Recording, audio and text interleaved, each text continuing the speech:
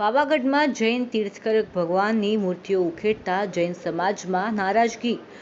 પાવાગઢમાં આદરણીય તીર્થકર પરમાત્મા શ્વેતાંબર જૈન મૂર્તિઓ ઉખાડી કચરામાં ફેંકી દેવાતા આ મૂર્તિઓના પુનઃસ્થાપન અને સંરક્ષણ અંગે અને ગુનો કરનાર વ્યક્તિઓ સામે તાત્કાલિક ધોરણે કાયદેસરની કાર્યવાહી કરવા અંગે ડીસા જૈન સમાજ દ્વારા આવેદનપત્ર આપવામાં આવ્યું હતું। પાવાગઢમાં માતાજીના મંદિરમાં બનેલી ગંભીર અને અત્યંત ચિંતાજનક ઘટના અંગે શ્રી સકલ જૈન સંઘ ડીસા દ્વારા ખૂબ જ દુઃખની લાગણી અનુભવાઈ છે।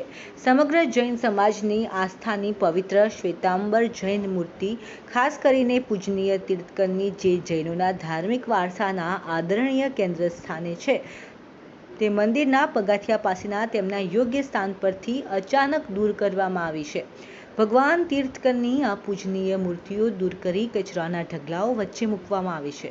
આ મૂર્તિઓ સદીઓ પહેલા પવિત્ર કરવામાં આવી હતી, જેથી ડીસા સકલ જૈન સંઘ દ્વારા ડીસા નાયબ કલેક્ટરને આવેદનપત્ર આપી આ ઘટના અંગે વહીવટીતંત્રને તાત્કાલિક હસ્તક્ષેપ કરવા નમ્રતાપૂર્વક અને નિષ્ઠાપૂર્વક વિનંતી કરાઈ હતી।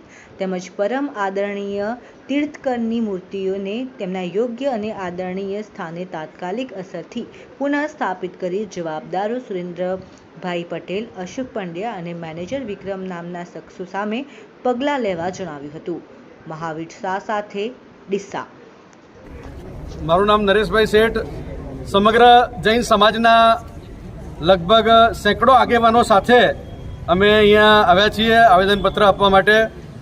પાવાગઢ ખાતે પર્વત ઉપર જૈન સમાજના આદ્ય આરાધ્ય એવા તીર્થંકર પરમાત્માની પ્રતિમાને ક્ષત વિક્ષત કરી એને નુકસાન પહોંચાડી અને ખંડિત કરી અને કચરામાં નાખી દેવામાં આવ્યા છે। તેના કારણે સમગ્ર સમાજમાં ભારે રોષ પ્રવર્તી રહ્યો છે।